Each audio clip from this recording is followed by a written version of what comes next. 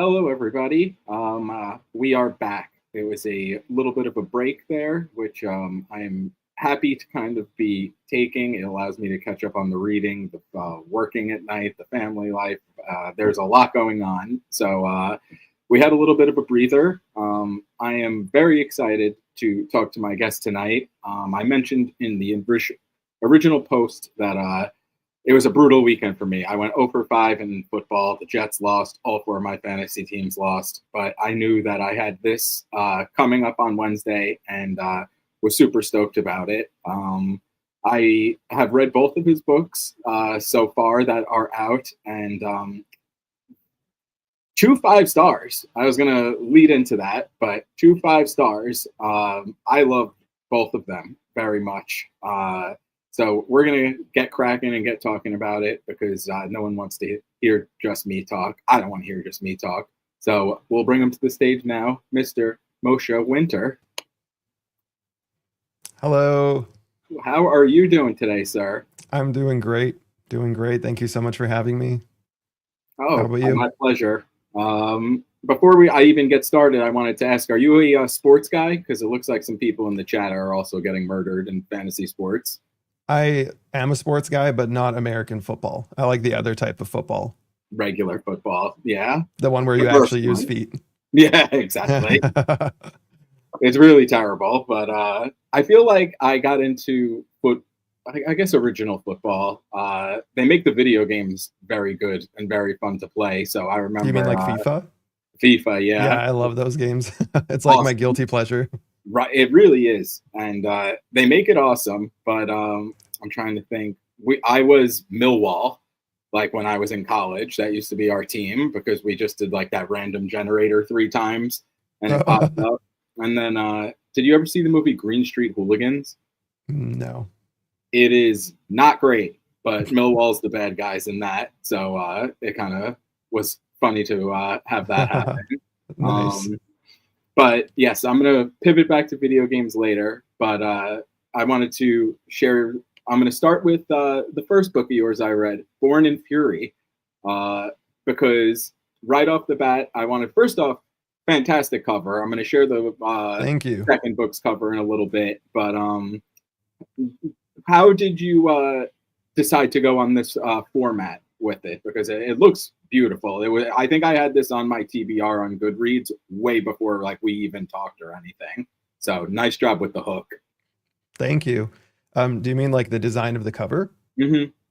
Yeah, so with the design of the cover, it's kind of interesting because I don't actually think I'm like an amazing cover designer because, well, my skill set is limited. I'm not able to paint like super realistic, amazing covers the way that you'll see it, like the broken binding and stuff like that. Mm. So when I was designing the covers for both of the books, I was like, okay, I need to be realistic about what I'm capable of. And I knew that if it was going to turn out well and be effective, it needed to be kind of simple and more like symbolic, not like painted, but kind of more design focused. Hmm. And so that's why the cover is simple with, some textures and stuff on it.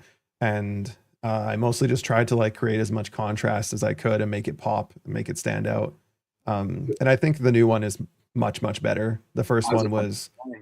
everything about that first book was quite experimental. The cover was more experimental. The book itself was experimental, and I didn't spend as long on that cover. I just wanted something that would get the job done. Whereas with the Winds of War, I actually like spent like a solid 3 weeks just toiling on the cover to really get it right. Which I am popping up now. I was going to share it later. That is sick. Like I didn't Thank you. know. I this wasn't even a loaded question. I didn't know that you did the artwork for those, but that's movie poster Oh, worthy. yeah, yeah, I made these myself. Whoa. Yeah. So yeah, like you started answering the question, I was like, holy shit. Because I really love the. I guess it's like a orangey color that with it, because you don't really see that kind of shading that often. So I like you said, you wanted something to make it pop, and just kind of the whole aspect it has going on in there it's very very well done. Thank So you. added props to you because I did not know that. I fuck up stick figures, so when I hear people like when you guys are authors and artists and all this type of stuff, it's just like, ooh, man, like I miss that creative gene big time. Um, Yeah, well, a lot of practice and hard work goes into it. So which yeah, you can tell, and it's kind of funny because you said that Born in Fury was more experimental, and I wanted to ask about that because I read Born in Fury, and then the technically second book, but it's really right, book one of the trilogy. What made right. you want to separate it that way? So it's kind of a difficult question to answer because it's been a messy process. Mm, I can't claim to have like planned it ahead of time. Born in Fury was actually initially a short story that I wrote before I even knew I was going to try to write books. And it was a short story that was not nearly as good as the book, but it was good enough that people were like, "Whoa, this is awesome. Like you should do more of this." mm, And then I had always wanted to actually write books at some point. I just wasn't sure when. And so I was like, you know what? I'm just going to go for it. But I didn't know if it was going to turn out well. I didn't know if I was going to do anything with it. And so when I say it's experimental, it's kind of like the whole time I was working on Born in Fury, I didn't have plans beyond it. I didn't even know what would happen when it was finished. I thought maybe I'd just share it with like, I don't know, friends and family. Obviously, a lot more than that happened. And so when I was writing it, because I was so unsure, I didn't want to go all in and like, you know, do my absolute best, make it as big and awesome as it could be. Um, Whether it's in terms of like the cover design or the story itself. And then when I finished it and shared it with people, it was received very positively. And that was super encouraging. That gave me a whole bunch more confidence. And then I was like, okay, I should actually go all in now. mhm, But I also don't want to um, lose the foundation that Born in Fury has like laid out with like the three viewpoint characters that are there. I was like, I like these characters. People like these characters. I don't want to just abandon them and start something totally new. So I was like, okay, I can make Born in Fury a prequel that takes place 12 years before the Winds of War. And then since now I really want to go all in and make a book that is like, you know, put all of myself into it and make it as good as it can be. Um, I will make this one book one of the actual series. mm. So that's how the structure ended up being how it is. It was kind of a messy process. And the Yeah. reason why I actually generally recommend to people, like, I don't think there's no wrong way to read these two books, like in terms of order. Some Mhm, people prefer to read them chronologically, in which case Born in Fury comes first, 12 years prior. My recommendation usually to new readers is actually to read The Winds of War first, simply because I think it's so much better. And I think mhm, it's so much more of a reflection of who I am as a writer. And I also think that because Born in Fury is definitely slower and it's not as like visceral and entertaining as The Winds of War, I mm. feel as though people will actually enjoy reading it more as background for characters that they're already interested in, having read The Winds of War. So, Interesting. Yeah, yep. that's a very good detailed answer. I guess you could kind of do it either way. I was happy to start with Born in Fury because, like you said, it follows only a few characters. It's much smaller in scope, which was for me a little bit easier. I didn't have the option to start with Wins because it was, Right. hasn't wasn't ready Right. to Right. be released yet. So Yeah. for me, I really enjoyed it, but you can definitely see the growth and expansion and everything like that you're talking about, especially the world building aspect Yeah. from Born in Fury to the second book. But still starting with Born in Fury a little bit. What was kind of the inspiration behind it, especially the Ravi people and everything? How that was, the predominantly they're kind of travelers, nomads looking for a place to call Mm, home. That that kind of plot line has been done before, but the way that this was done made it so much more emotional and unique.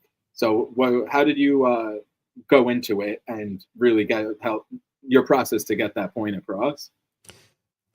so it's a difficult question for me to answer because it just sort of came to me. It's just like when I wrote the short story, I guess that was in the short story, the Ravi were there and they were a nomadic tribe.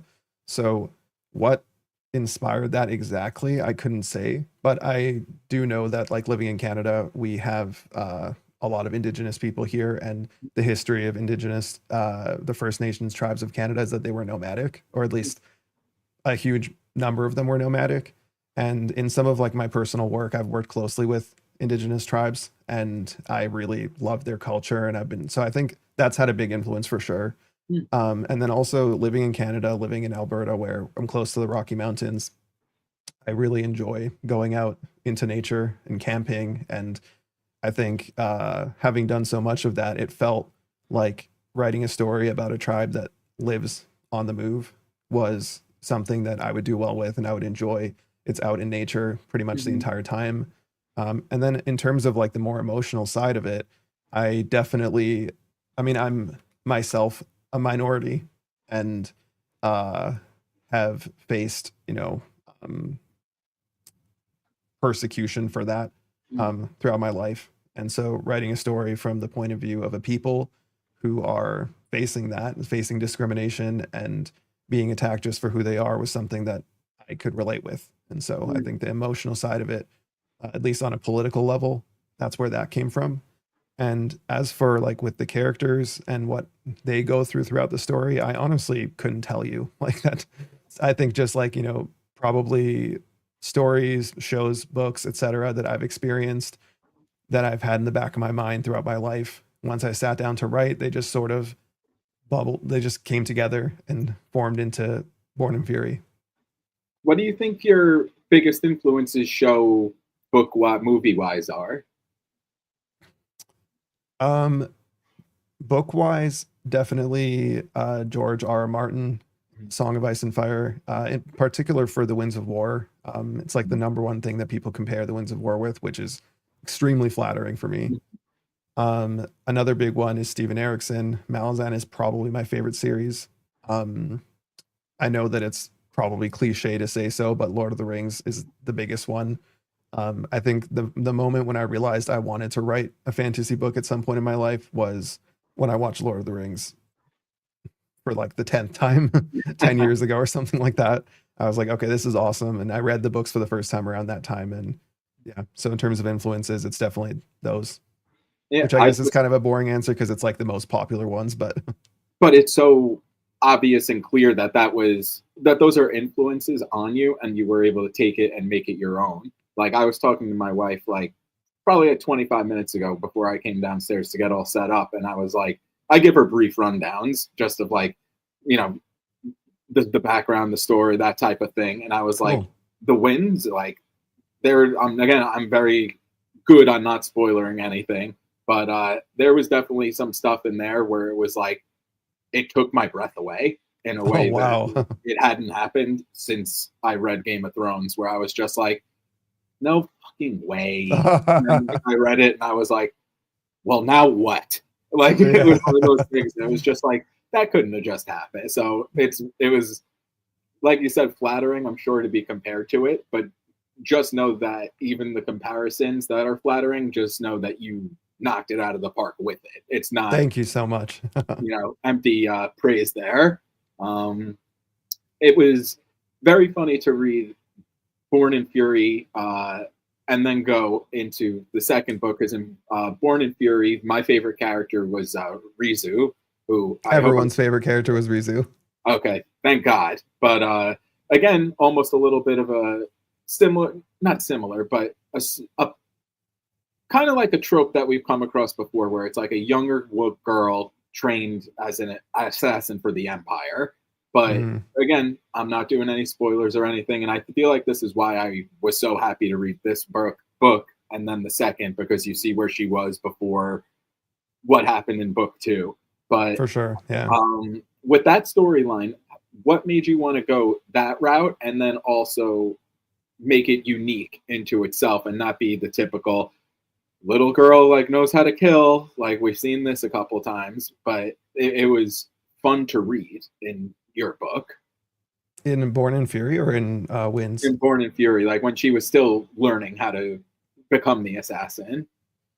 Was that always a plot line Um, that you wanted to have in there? I think honestly, I'm not sure with that question. I is another one of those things that just sort of well, so I guess because I was at the time, like I know now that I'm not a pantser or a gardener in terms of my writing style, but at the time I thought I was. And as a result, it all just sort of came up as I wrote. and there was essentially no planning in it. And I think it's really just comes down to the fact that I've always found assassin stuff very cool. I've always found rogue type characters cool, and I like video games a lot, and I often like to play as characters of that class, that style. Mhm. And so um when I was writing Rizu and she was, just going through the terrible things that were happening to her, uh it just popped into my head that what if she becomes initiated into an Assassin's Academy. And to make it more interesting, the Assassin's Academy is on the side of her enemy. Mhm. And that's pretty much how it came to be. I wish I had like a more like detailed, thoughtful answer to that, but Well, that's cool though, because you don't like that's what made it unique and fun. Like halfway through, when you know everything kind of pops off, it takes a turn, and you realize what her background is, and that she's kind of been fighting. Like she knows in the back of her mind, I am going to kill the guy who is training me, yeah, and exactly. Yeah. a very well deserved death Yeah. that she wants to happen. Um, I'm very good at not spoiling anything, but along the way, you kind of really I mean, especially in both of these books, the bad guys are so hateable, like Yeah. so hateable. I I had my little notes and I forgot to write his name down. But who was in book one? The guy. Regis. Wow, that despicable. But Yeah. Yeah, he's the very. worst. He was really the worst. But it was a lot of fun to have him there and be the target of all of that hatred. Yeah. And then eventually get any comeuppance that came his way. But I feel like the story definitely. It's funny you say slower because I didn't think it was slow, but especially once Rizu and um, I'm so bad at names. Uh, why main character UA. UA? Yep. Okay, see, I always double check before pronouncing anything. But UA, when they finally linked up, it felt like Yeah. the pacing really picked up. Then the story was just rolling nonstop to the end. Yeah. And his backstory, especially as he loses his the Bond brother, and Yeah. eventually links up with the dragon. And dragons again, kind of going back to we see him all the time, but Lakari, great character. Hmm. How were you able to get a dragon full of emotion, the way that they have that telepathic ability kind of to talk to each other and understand what they want to do before they even do it? Was that challenging to pull off? It actually wasn't. And Mm. the answer to that question is easy for me. And it honestly just comes down to the fact that I have pet dogs. At the time that I wrote Born in Fury, I just had one. I have two now, but Benji, my golden retriever, um, it's funny, like it didn't actually occur to me that this was what was happening until my mom read one of the early drafts of Born in Fury and she said, Lakari reminds me of Benji. And I was like, wow, yeah, actually Lakari just kind of is Benji. Because when Benji was a puppy, even though he's a golden retriever and goldens are supposed to be the most like timid, easygoing dogs, Benji was like the 1% off chance of his kind that was an absolute monster when he was a puppy. So he was super feisty and he would, bite all the time and he was very difficult and it's just exactly like Lakari when he first enters the story and UA's like trying to get this dragon under control and then they slowly start to bond and I didn't realize as I was writing it that that's what was happening, but it was basically my experience with my dog Mhm. directly inspired Lakari's character. And I think you know, I having pets that I love very much makes it so writing animal companions is really natural and easy for me. And that's another thing that in as you know, in the Winds of War, I was like, okay, I'm gonna go all in with this too, and have like, rather than just have the one dragon, I'm gonna add even more animal companions of different species and stuff like that because Mm. I have fun writing that, and I think I am able to do a good job with it because of my experience with my own pets. So yeah, Yeah, and especially with the dog aspect, there is a animal in Winds where much more dog more base Yeah, than a dragon, but it is yeah. funny how that point got across. Um, Yeah, it's actually it's funny. So the you're referring to the wick wolf in the winds. It's not really a spoiler. There's a type mhm, of wolf called a wick wolf. It's kind of like a dire wolf, but even bigger and fiercer. And when I was initially, again in an earlier draft, I was showing my brother this time. Uh, I think one of the very first scenes when Maxon, the character, is interacting with his wick wolf, and at one point, there was like a description that like Maxon looked over and the Wick Wolf was panting doggishly with a smile. And then my brother was like writing feedback and he's like, okay, this isn't Benji. This isn't a golden retriever. Like you have to tone it down. And I was like, oh my God, he's so right. Like this is a vicious Wick Wolf and it's panting doggishly because again, my influence of I'm just imagining my dog. And yeah, thought that was funny. that is pretty funny actually. But there were some, and like you said, there were other species tossed in there. I'll pivot now, and I'm going to share the cover again one more time because this just released maybe like a week and a half ago, 2 weeks ago. So the ebook released about a month ago, and then Month the ago. paperback released more recently than that. And then now Mhm. there's also like the hardcover isn't actually out yet. I'm hoping it's going to be out quite soon for pre-order, but so it's kind of like it's been releasing for a month.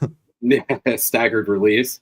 Yeah. Uh, how has it been going? The release, all the feedback that I see is extremely positive, which I have, has to Yeah, be it very has been. relieving. I've been blown away by it. I really don't think that as because like for me, I feel like this book is my true debut. I've kind of often mentioned that simply because when I released Born in Fury, again, the book was experimental and I didn't market it much. I didn't like try to have a big release or anything. I didn't even know anyone, I think, in the book community, particularly at that point. It was when I released Born in Fury that I was like, hey, I should get involved in this community because for one, it seems really cool and these people seem really friendly. And for two, because it's probably going to be good for if I want to take the next book more seriously. So The Winds of War was my true debut for me. Mhm. And uh, it being a debut, I really don't think I could have asked for more in terms of how it's gone so far. There's been, um, not that, like numbers aren't everything, but at this point, I think it's almost at 400 sales. Wow, nice. And in just a month, to me, that's crazy. Tons of people have been reading it all the way through on Kindle Unlimited. Mhm. And I know that a lot of people have been holding out for the collector's edition, which is coming again. I can't say exactly when, but I'm hoping quite soon. Mhm. And so, and even the fact that there's going to be a collector's edition that is going to be like, I have rarely, if ever, seen an indie author as new as myself, be able to have an opportunity like that. And so it's not lost on me how fortunate I am to even have an opportunity like that to be working with the Broken Binding Mhm. on my essentially my first book. And Debut. exactly. Mhm. And then as far as like reception, I mean the overall rating on whether you look at Goodreads or just like amalgamate them from all the different platforms, it's about like 4.7, which Wow. is like over 9 out of 10, which like again, I can't ask for better than that. The fact that people are regularly comparing it to A Song of Ice and Fire, and it's not the kind of comparison where they're like, this is like Walmart, A Song of Ice and Fire. Hmm. At the same time, though, I'm glad that no one's saying this is better because I would actually be offended. I would actually be mad. I'd be like, my goal is maybe, I don't know, in like my 50s, I can write something that might come close to being as amazing as A Song of Ice and Fire. But right now, I don't want anyone claiming that my book is anywhere like it's to say that it's comparable is a compliment enough. And the Hmm. fact that people have been saying that they've been making that comparison in like a positive light has been just amazing and mind blowing to me because again, I'm so new to all of this. Like Hmm. I'm I feel like I'm newer to the scene, if you want to call it that, than almost everyone else, what it's Hmm. felt like to me. And yeah, so I'm extremely happy with it, extremely grateful. Even the fact that I'm here, that you like, you invited me to come and hang out and chat with you when I feel like all your other guests are more uh like a bigger deal than me. It's all very humbling. Yeah, I don't think so at this point. I think well, there's like one or two people that I've spoke to where I kind of just threw out an invite and I was like, I'm just gonna wait for the no, and then the yes came back. I was like, oh shit, like okay. But I feel like everyone has been very down to earth, which is the coolest thing for me. Like when I started doing this, I joined Willow Wraith and wanted to be a part of that. And since I'm the only non-author there, it was brought up where it's like, why don't you host like a live stream, do that and everything. Oh, So interesting. yeah, so this was like a little bit of a way where I could give back. Kind of, I get to talk to incredibly talented people and talk about books that I love. So I got very lucky to do that. But it's like you said, this whole scene that I only probably got in around the same time as you. I think I Oh, joined my really? first blog in like the summer of 2024, Oh, maybe a I little. just sort of assumed that you've been, doing this stuff for longer. No, I just don't stop talking. So it feels like it feels like I've been in there for a long time, but I just Yeah, annoy everybody. Uh, my yeah. Twitter before this was just to make fun of the Jets, and now it's like, oh, like, I'm just going to pivot to book stuff. But Well, um, kudos to you. I mean, you're doing this, you're doing great. And like, I mean, you were interviewing Anthony Ryan not long ago. I was watching that one and like, well done. thank you. That one threw me off where I was like, oh my God, he said yes. And then Yeah. I asked him in like April, and I was like, could we do like July or something? Like, I can't have Anthony Ryan be the first guest. Like, I would just be stumbling over things and be like, you're really good. And so, but I feel like as it goes on, I am very happy that a lot of the people who I have on are still so fresh and getting their name out there and putting out some amazing stuff like yourself. So it's like, what more could I ask for? So when I asked and you said yes, it was like fantastic. And then I got to read both of them, and it worked out because, like I said already, I love both of them. And especially book two, book one, always Yeah. going to mix that up. But the Winds of War, coming off of Born in Fury, like I said a little bit ago, it was much more evident that this is a step up in all aspects, like writing skill, world building, and just like the general scope. Right. So my question to start off on that was, how did you balance the elevated levels of world building? Like, we're going to different locations, we're crossing the sea, we're going everywhere. How did you do that while also keeping the characters that we started to really love from book one in their own heads and not lose focus of them? So well, that's a pretty big question. The it started for me when I was writing Born in Fury because I think the fact that like my favorite fantasy series are Song of Ice and Fire, Malazan kind of shows that I love giant world building. I love vast histories and all of that. So when I was writing Born in Fury, I was trying really hard to restrain myself, but I couldn't help that like as I was writing a story that was focused on just the Ravi, I'm envisioning this vast empire and I'm like, coming up with its hierarchy and I'm imagining like what kind of broader world is this taking place in while only hinting at those things. Mhm. And so the world building had begun while I was writing Born in Fury. And then after when I started planning and preparing to start writing The Winds of War, I basically have this Google Doc called The Tapestry of the Tarnished that is like it's literally novella length in terms of how it's sheer word count and it's just world building. It's like a I want to say it's organized well, but honestly, using a Google Doc for this kind of thing probably is like not possible to organize well, but it's literally like 20,000, 30,000 words, something like that, of just places and histories and lore and character names and character things like personalities and who knows who's related to who, imperial houses, things like that. And I use that document to try to keep track of all of it. I've heard some other like George R. R. Martin one time in an interview, I believe. I mean, I don't want to put words in his mouth, but I'm pretty sure somebody asked him and he said he just remembers this stuff. And I couldn't. There's no way I would not be able to keep track of all of that just in my head. So I've got this giant document. I'm always adding like I'll be going about my day like, taking my dogs for a walk and then suddenly have an idea for some cool thing that I'm like, oh, that should be in the world or that should be included in the current thing I'm writing. And then I'll just like pull out my phone. This is why I use the Google Doc because then I can pull out my phone, add it in there, and then it's Mm. good to go for whenever I need it.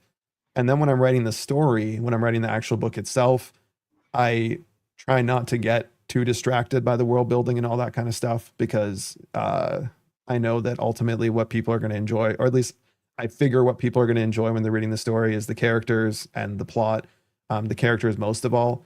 And if I go too crazy just focusing on world building, then people are going to get bored and it's going to be info dumpy. So as I'm writing, I refer to my world building document and add world building as needed for what's relevant to the characters and what they're going through within the story. And that, Very and good I, way of doing it. sorry. I thought you were done. I said very good way of doing it. It Yeah. comes And I was across. pretty much done. Yep. Sorry for interrupting. No, no But worries. yeah, no, that makes a lot of sense because along the way, like I said, you start to fall in love with the characters in Born in Fury, and they come across as more flawed and more human in the second book, especially because of the trials and tribulations that they have to do Right. and go through. So hearing the way that that balance is created was very interesting. Um, I don't believe George R. R. Martin for a fucking second that all of that's in his And head. again, honestly, like I'm referring to an interview I probably watched like 5 years ago. I don't want to put words in his mouth. He probably didn't even mean it that way. I just took it that way We'll go with he because meant it that way because it's easier to make fun of a little bit. yeah.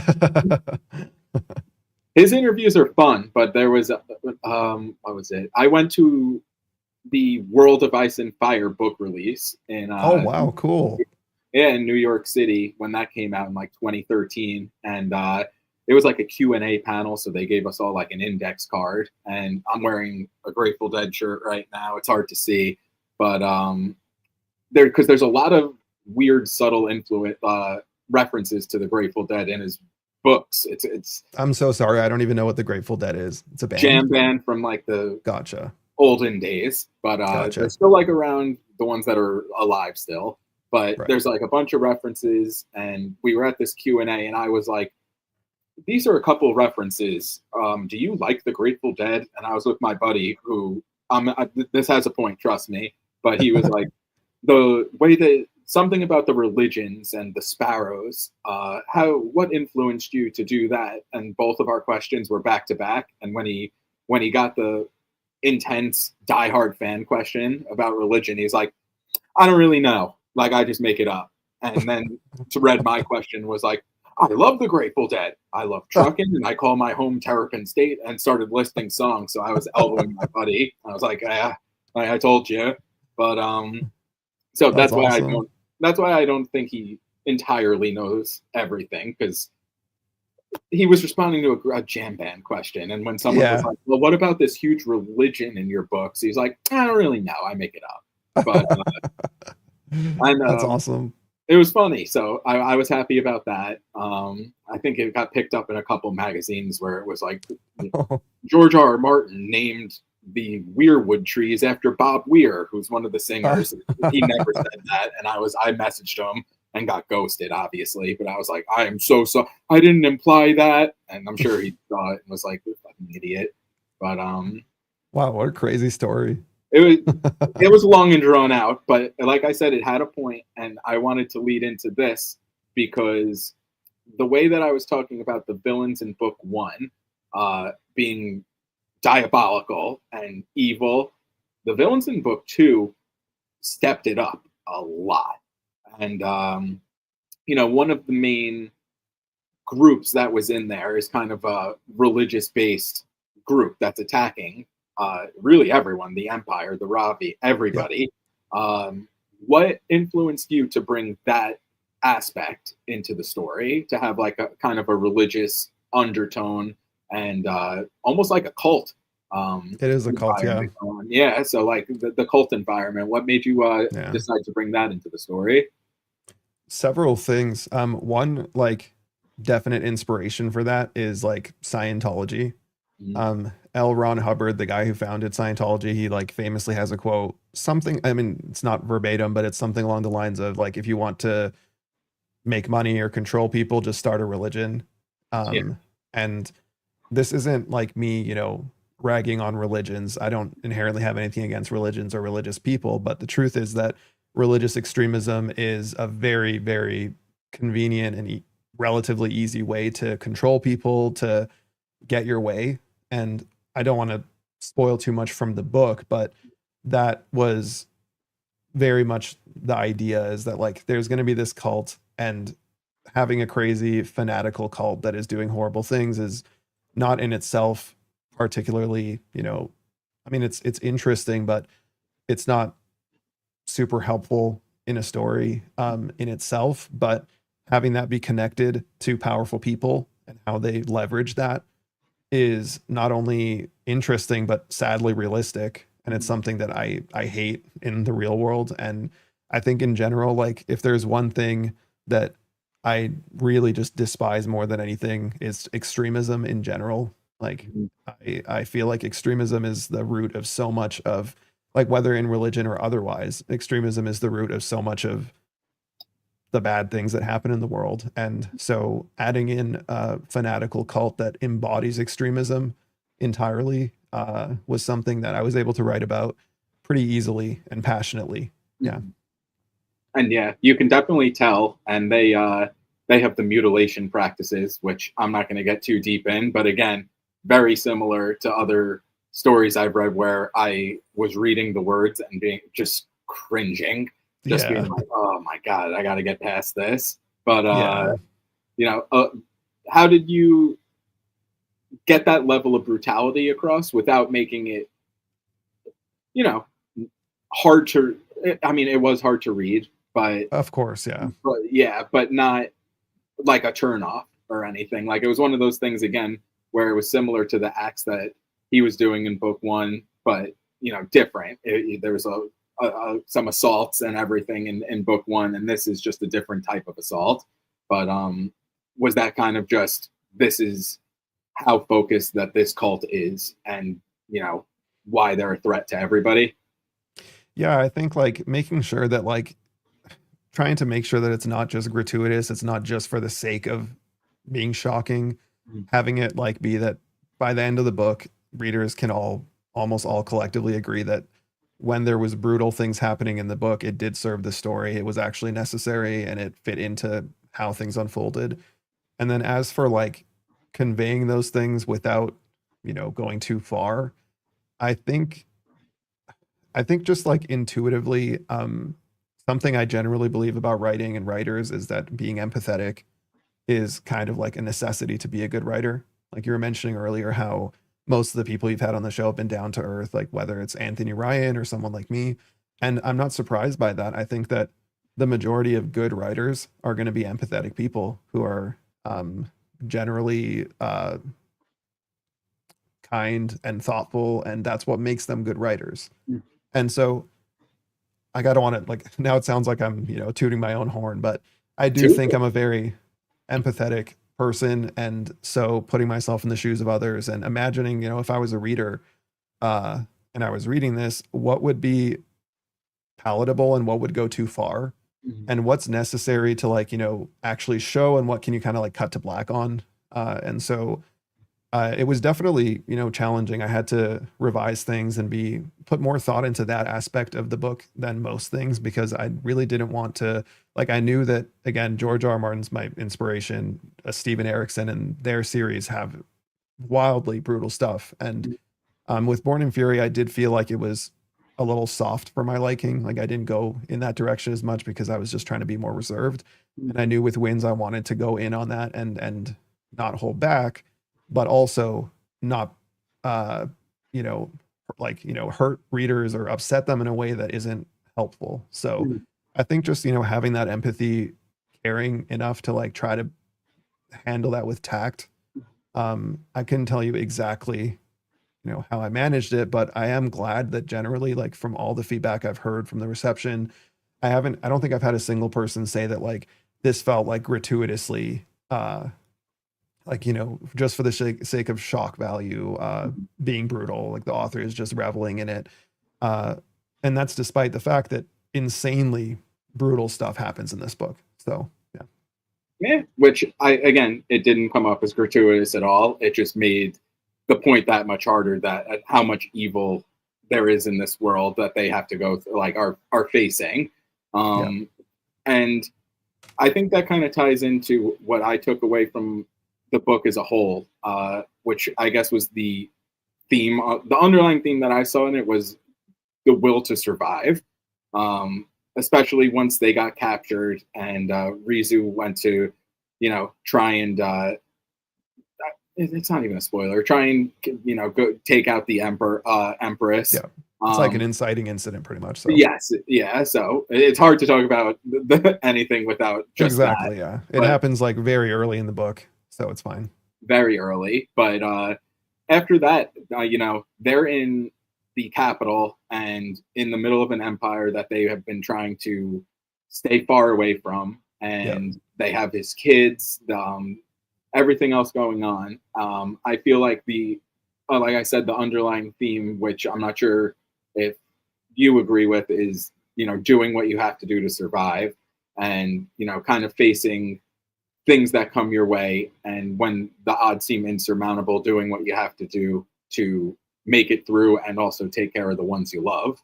yeah, Um, so is that was what you were going for with it, because that was that was handled one of the themes for real sure. well. Yeah, and I would say particularly for UA, who I'd say if there's one character who's like the most central character, it's him. Mhm. And his catchphrase throughout the book is "we do what we must," which is exactly what you're saying. Like it's for him in particular, that theme holds true. But yeah, I mean, I suppose I think about it for almost every character that applies. And I think that uh theme is something that I don't know if like this is like wrong of me. I don't know like how writers are typically supposed to do it, but theme is something I don't think about too much ahead of time.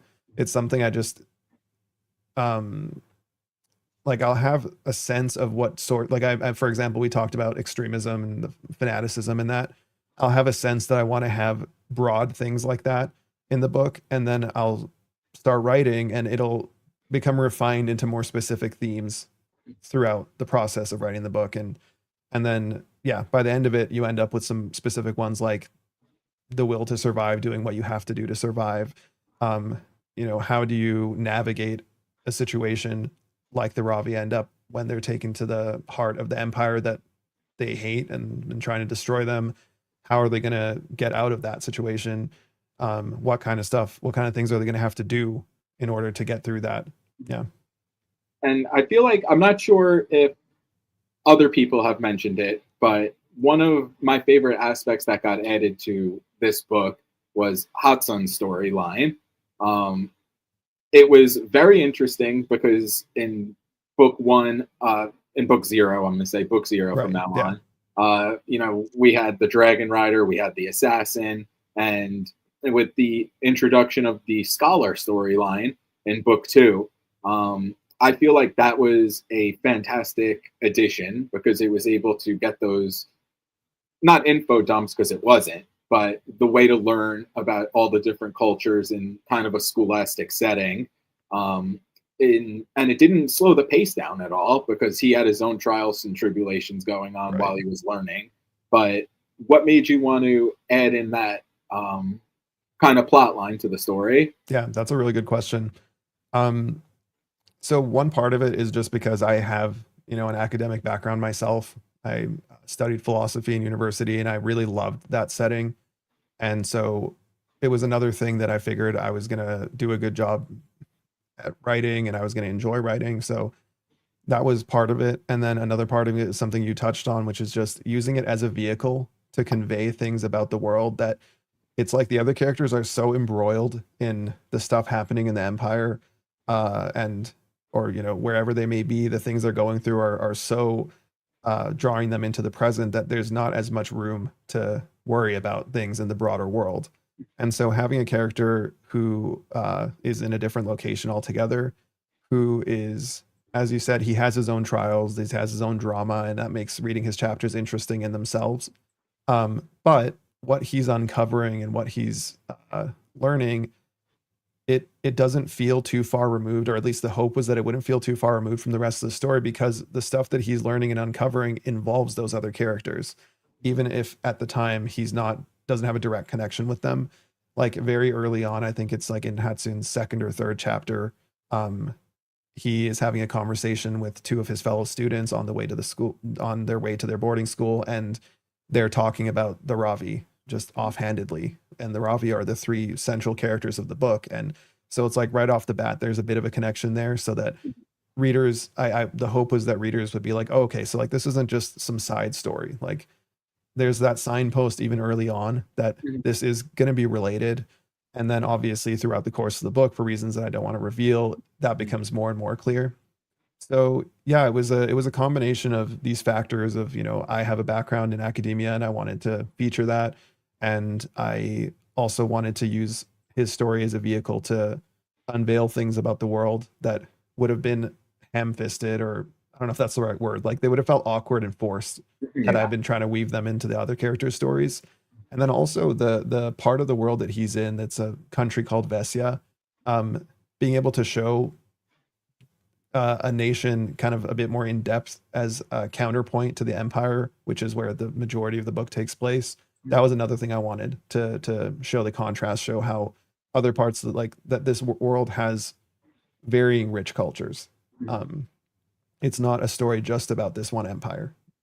Yeah, which is exactly what I said kind of at the beginning, where it felt much more fully fleshed out. You're traveling to different places. This is a perfect example of it because, like you said, the main story takes place in the Empire, but you Right. feel that you can you can close your eyes and kind of breathe in the sense that he's breathing and see the surroundings. And the way that it was described was very well done, and it Thank felt you. familiar by the end of it. It's interesting to go back and hear the trail of breadcrumbs that got left behind. Because, I don't know if it's just me, but a lot of the time when I'm reading, I can't see the forest through the trees, especially when I'm so engrossed in something. Like when Hmm. I'm reading this and when something happens towards the end where two of the storylines collide. Um, and, it's a very big reveal. I'm not saying anything, but when I go back and reread it, I'm sure, see a lot of different things where I'm like, okay, like now I'm kind of piecing this together. But when that reveal happened, I was like, holy shit! Like that final, Yeah. it was like such like a climax and accumulation of the multiple storylines that were weaved together really well. So kudos to that, because I don't know if it was just me, but I didn't see a couple of the things coming. Thank Um, you. Yeah, and that which was actually by far the hardest thing to write in the whole mm, book. Actually, Hatsun's arc was the one that I had to rewrite the most in editing, and the initial version was way more boring, and the breadcrumbs weren't laid out nearly as neatly. And I don't know if this is just for me or if this is with writers in general, but writing a mystery where you need to like have those breadcrumbs, and it's like what what's going on, all the details, but the reader obviously doesn't, and then you have to convey things to the reader slowly but surely without accidentally giving away too much or too little.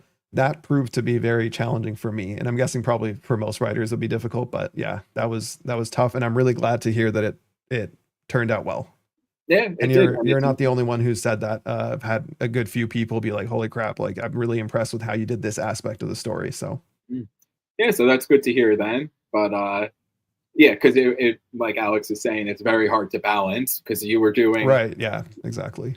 it was very well done though, where it was enough to keep you intrigued as you were reading, and I think it worked especially well because while you're discovering the mystery and putting the pieces together, the pace slowed down obviously because you're not dealing with assassins or anything Yeah. like that, but it wasn't.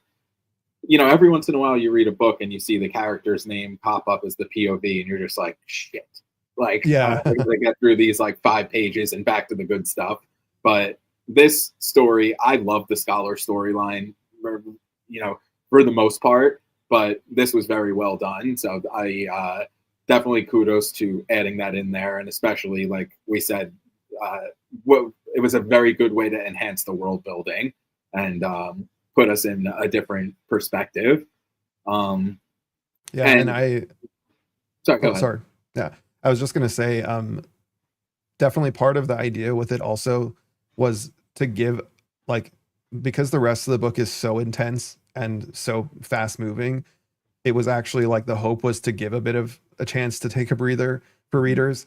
And I definitely did like one of my biggest worries with the book in general and why I rewrote Hatsun's stuff so much is specifically because I was scared he was going to be that character that Mhm. people were going to be like, "Oh, what's this? Like I don't want to read this. Like this is boring, this is slow.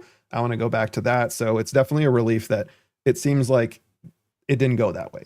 It seems like No, the intended effect of it being a bit of a breather while also being quite interesting and not being a slog, it worked out that way. It's a huge relief for me. mhm. Yeah, which is needed, especially like when you start getting into the bigger page books and everything. It can't just be nonstop Right. action the whole time. Yeah. It kind of takes away from it after a while. So that was very smart. That's why I wanted to ask about it because that was very well done. And I feel like, and when I was looking at reviews and other stuff, people talking about it, I was like, "Where's my boy in there? How come no one's mentioning him?" So Yeah. I had to give him a little bit of credit for being well done. Yeah. Um, the other not advancement, sorry, addition to the book. We talked about it a little bit, but the way that the magic is done and the different creatures that come along with it, getting back into the action of things, we already were with Lakari for, Born in Fury and in this, and, I loved him. Obviously he's a dragon. It's hard not to love a dragon, Yeah. but very well done.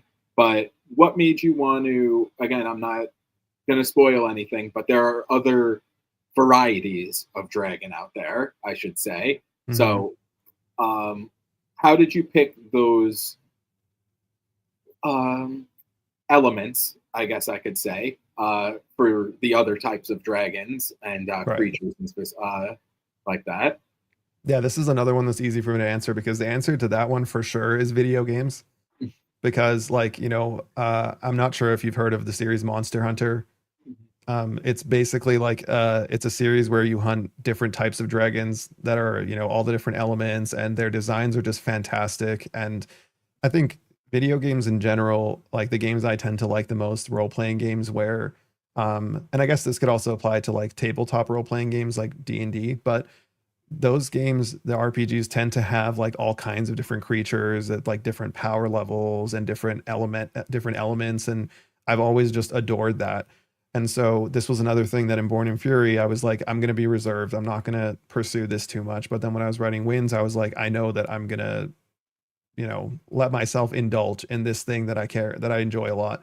Mm. And so there are and actually even Winds barely scratches the surface in this regard. I again didn't want to go overboard because I feel like Winds of War already has so much like world building in it in terms of like different creatures and different countries and stuff that I didn't want to go overboard, but I do fully intend on actually having more different types of dragons, like as in like species of dragons, Mm. as well as all kinds of other animals. Like there's essentially dinosaurs in Mm. this series, and I'm planning on having plenty more of those.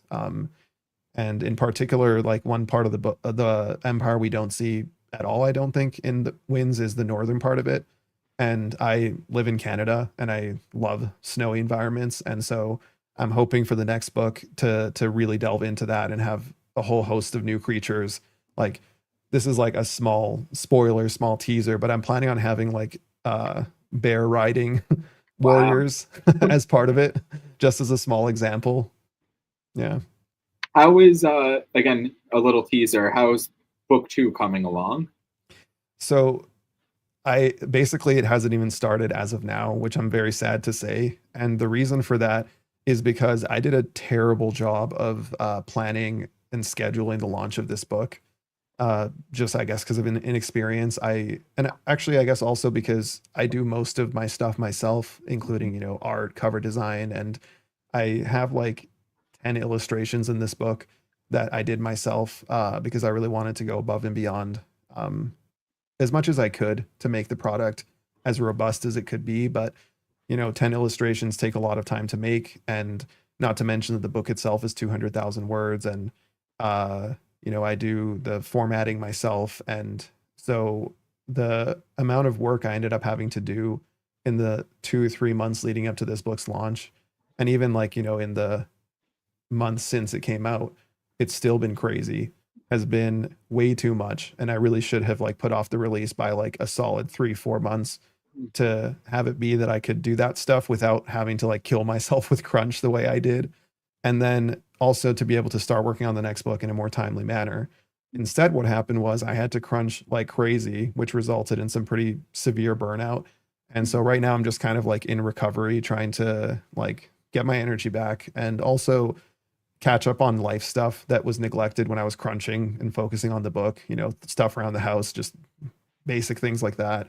Mhm. Um, so that I can, hopefully in the coming weeks get to a point where I'm ready to actually in earnest start working on book two. And there's also a possibility, I'm not sure yet, but I might write a novella or something like that. I know that like that's the thing to do amongst indie authors, and I suppose there's a good reason why they all do that. So maybe I'll do that. I'm not entirely sure, but I do think that uh, once I start writing the second book or whatever I decide to do next, it's going to be much, much quicker than this one was because I have a much stronger grasp of my writing process now. And so even though it's getting delayed a bit and I haven't started on it just yet, I think it's going to be here. Uh, you know, I probably shouldn't like give an estimate, but definitely next year there's going to be a big new book. Awesome. I'm very glad to hear that, you're kind of prioritizing yourself over the burnout and everything like that, because that can get very tedious and unfun real quick. So, as much as I'm sure everyone would be like, oh, I want to keep reading this and finding out what's happening, it's much more important in the long run for yourself, not Yeah. just the reader or anything like that, to take care of things on the home front and Yeah. recover, take a little breather, like do what you got to do. So I commend you for that, because I feel like a lot of people end up running themselves into the ground and end up hating what is supposed to be something that they love. So good job Thank you. recognizing that. And Yeah. Thank you. yeah, but the other thing I wanted to ask, I ask most people this because it just blows my mind, especially the way that you just described how crunch time went for you. That is about as DIY as a book could be. You doing everything like that. But while I was reading, obviously on the Kindle, you highlight, you take quotes, like, there's very moving pieces that you've written. And I'm not going to list them off because I will butcher it. But when you're writing and come up with something and put it down, do you realize right away, I just nailed that line? Like, or this Sometimes sounds good, or does it have to be like a reader to catch up on it and be like, oh, this was awesome? it's definitely both. Sometimes I don't even notice or don't even realize that I wrote peak, and then a reader will be like, "Holy crap, what a great line this is!" And I'm like, "Yeah, you know what? That actually is great." And Mhm, then other times I'll write it and I'll be like, "Damn, that's good." And mhm, then sometimes it'll be that like I have an idea for a line, like way before, and I'm like, "Okay, I have to use this at some point, like a concept or a line or something like that." And then I'll finally reach a point where I'm writing the book where I'm like, "This is where this will fit." And then I add it in. So it's like I've known for a while that this is going to be fire. I just didn't know when I was going to be able to put it in. mhm. So yeah, Which works out well because you don't want to just shoehorn in something awesome. exactly. You Yeah, know, yeah, nothing worse than that, where it's like, oh, this was so close to being awesome, but yeah, it hit yeah, the bump exactly. just a little bit. Yeah, I try um, really hard to avoid like just to maintain a more natural flow as much as I can. Obviously, that's a really difficult thing to do well, but as much as I can help it, forcing things in just because I would like to have them in. Again, like that's why I added Hatsun's whole character is to avoid that with the other characters, mhm, forcing in, world building, lore, things like that that didn't fit. mhm. And again, great decision with that. And Yeah. we're getting something from the chat. Speaking of writing peak, you should share that story. Speaking of writing peak, you should share that story. Which story, Mandy? I'm actually not sure which story Mandy's referring to. Mandy's my wife, by the way. Yes, So that I yeah, did know. yeah. Mandy, which story? Either yell really loud or type quick.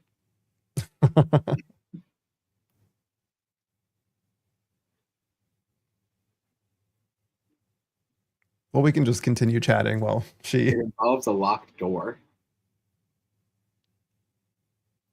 And oh no, oh my god. I okay, I know exactly what she's talking about now. So While I was writing The Winds of War, I get very focused when I'm writing and I have noise canceling headphones. And I can't remember exactly how this unfolded, but there was one time where Mandy, my wife, needed something and my room is upstairs. So I went downstairs to help her, something outside. And I help her, I go in, and then without realizing, just kind of unconsciously, like I have ADHD, so I suppose these things happen more to me than other people. I locked the door after I came in, even though she's still out there. And then I went upstairs and I was writing, a really, really good part of The Winds of War. It was a very intense part. It's like the biggest battle that happens in the book. So I go back up to my office. I put on my headphones, noise canceling headphones, and I get back to work. And then I lock in for like a really good 2 hours of writing. And Oh, all the no. while, Mandy's outside. And on top of that, she doesn't have her phone with her or anything. So she's out there. She starts ringing the doorbell and I don't hear a thing. She's, thinking, what should I do? Eventually, she builds up the courage to ask a passerby, hey, this is so embarrassing, but can I borrow your phone? My husband locked me out by accident. And she's like worried that like, does she look like a domestic violence victim or something like that she got locked out? And so she texts me on the phone. But the thing is, again, my noise canceling headphones, I didn't see the text. She calls me, I don't hear the call. And again, I'm still locked in. I'm still writing one of the best parts of the book, feeling great about it. And anyway, at some point, I guess just because I decided I'm like, now's a good time to take a break. Take my headphones off, check my phone, and then my stomach just sinks. I'm like, oh my God, these are like texts from like an hour ago saying like, Momo, I'm locked outside. Momo, please come open the door. And these are texts from numbers I don't recognize. So it just hit me what I'd done. And so that's like probably the number one story in my life that I will never live down. Um, Mandy and like our I don't know if you know, but Mandy's a Twitch streamer. So we have a community over on Twitch, and they will never let me live that one down. That's Yeah, gonna be that's hanging over my head cool. forever. And honestly, I deserve it. I can't even be mad about it because I No. locked my wife out for like 3 hours. Sometimes And you just gotta take the L. Mandy, if it makes you exactly. feel any better, the book was really good. Yeah. And that part turned out really well. It was a very good writing session, one of the best. It's just a shame that Mandy had to suffer so so badly for it. Well, yeah, now you're gonna I hope this isn't kind of like a new trend that's gonna come where the biggest battle scene is just gonna be like you kind of got to sit outside for a couple hours. If anything, you Well, got to start writing it in the summer. one scary thing is that there's been like once or twice since where again just unconsciously I accidentally locked the door when she's still out there. Those times she had her phone with her and I've, since left my phone nice and loud and left it on vibrate so that such things can be avoided, but I have got to break this habit of locking the door unconsciously without actually considering whether it should be locked because there might be a loved one locked outside. Wow, that is a really good story. And yes, as Alex said, that is writer problems for sure. Yeah. Yeah. Um, uh, before signing off here, I wanted to ask because I've seen you and Mandy recently posting about, oh my God, I'm blanking on the name. New video game just dropped, Hollow Knight. Silk Song. Yeah. Yes. How has that gone so far? I installed it the other night, but haven't gotten to play it yet. So it's interesting. Like I'm not super far into it because I've been quite busy, but what I've played so far is amazing. It's lived up to everything I hoped it would be. I loved the first game so much. It's one of my favorite games ever, and this one for me so far has just delivered, and it's been worth the insane wait. But on Mandy's stream, there's been a whole bunch of discussion about like a lot of people have been getting frustrated and actually upset that the game is just too hard. There's been a whole bunch of discourse around that, and I haven't gotten far enough to like experience that for myself, but I'm curious to see whether I end up feeling that way because yeah, there's been some people who really looked forward to the game and then essentially rage quit because they're just like this is too frustrating, this is too hard. And I think the developers even like released a patch to like tone it down. Mm. So, yeah, that's that's where I'm at. Hopefully, it's installed when I play because I rage quit. Like I remember Yeah. when Elden Ring dropped and everyone was like, "No, this is like the accessible Dark Souls," and I was like, "Oh, awesome!" Like George R. R. Martin wrote the story, like it's accessible. I'm gonna love this. And I think I downloaded it maybe 5 times, and each time I get like 3.5 hours in, and I end up it's over. I can't do it. It is the rage quit game for me. Yeah, Um, for sure. The so yeah, people who like will act like Elden Ring is easy are just the people who are very comfortable with those kind of games and they've played the harder ones and really enjoy them. And then mhm. from that point of view, sure, Elden Ring's super accessible, but from the point of view of people who don't play games to get spanked essentially, they don't want to get like steamrolled by the game they're playing, that's not fun to them. Elden Mhm. Ring is not going to be, it's not going to feel accessible at all compared to like playing Mario or something actually. Anything, Skyrim, Exactly. Yeah, type of thing. exactly. Like any pretty much normal games. Like those Yeah, kind of games are for a certain type of person. And as somebody myself who like I love those kind of games and I'm pretty good at them, I absolutely do not advocate for everyone to play them and to, I don't think people should play Elden Ring and feel like it's easy at all. that makes me feel better because I thought I sucked. I was talking with both my brothers, and they're like, "Oh, good, go right past the guy riding the horse at the beginning, and then focus on this." And I'm like, "He fucking sees me every time I Yeah. walk. Like, I can't do this." So that's a little bit reassuring, at least. Yeah, Um, you're fine, don't worry. oh, thank God. Besides video games, again, just to follow up, what other hobbies do you have? All the usual ones. I like to, Mandy and I watch lots of movies and shows. We got a nice new TV recently, so it's been extra fun. The first time I've had a 4K TV, so that's been awesome. We were watching, actually, we just watched season 3 of Foundation, and I'm not sure if you know what that is. It's a sci-fi TV series based on Isaac Asimov's novels, and holy cow, it's fantastic. It's honestly one of the best shows I've seen, and in terms of sci-fi shows, I think it's the best one I've seen. Wow. So yeah, I really enjoyed that. I'm really looking forward to the fourth and I'm guessing final season. And yeah, obviously I love video games. I also am reading Dune for the first time, just the original Dune novel, and I'm constantly blown away by how amazing it is. And I really don't know how uh, Frank Herbert managed to write that book back when he did. It defies belief. Yeah. Um, and because I've been reading, and I'm also planning on starting the Sun Eater series that I've heard so many good things about. And I'm really like, I'm sure I'm going to love it. And the reason why I'm reading so much science fiction specifically is because when I'm writing my books, I notice that if I read something like science fiction, it makes my writing weird. Like I start to have sci-fi vibes in my fantasy book, and that's not good. So when I'm writing fantasy, I essentially need to read fantasy to keep the right vibes. And so now that I'm not writing, I'm like, finally, I can go and read these sci-fi books, watch these sci-fi shows. So that's why for me, it's been all sci-fi recently. Yeah. Nice. How Yeah, about I'm you? gonna have to check out Foundation then because that sounds awesome. Foundation is phenomenal. I highly recommend it. I'm gonna check it out, man. Awesome. Um, yeah, but I just wanted to say thank you again for wanting to hop on. We went long, which is nice. It was very easy to talk. So Yeah, it whenever flew you by. want I to didn't come even back on, notice. yeah, whenever you want to come back on, you consider this your open invite for sure. Awesome. Thank you. Very Yeah, much I will for looking forward sure. to it. Yeah, And thank you so much for having me. Again, great job with, what you're doing with this show. I will definitely be on again at some point. And yeah, thank you so much. It was awesome. awesome. Yeah, thanks, man, and keep crushing it. I'm very much looking forward to reading what comes next and giving it another 5 star. You can go 3 for Thank great. you. And everyone in the chat, thank you for joining. Be sure to Thanks, go. everyone. Be sure to go check out the Winds of War, and we will see you next week. Bye, everyone. Bye.